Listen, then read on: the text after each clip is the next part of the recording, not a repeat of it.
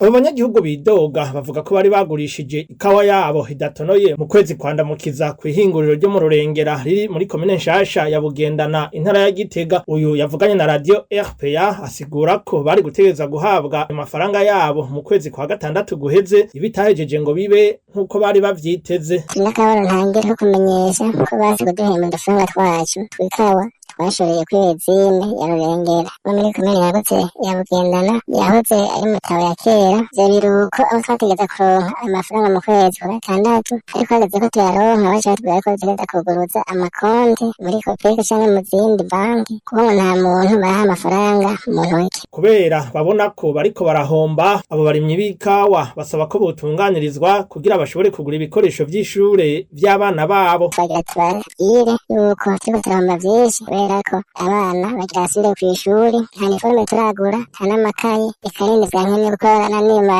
ry'agatasi riregereje. Tugeze turabaza igituma batubwira yuko turindira ab'ibigori banze bahabwa.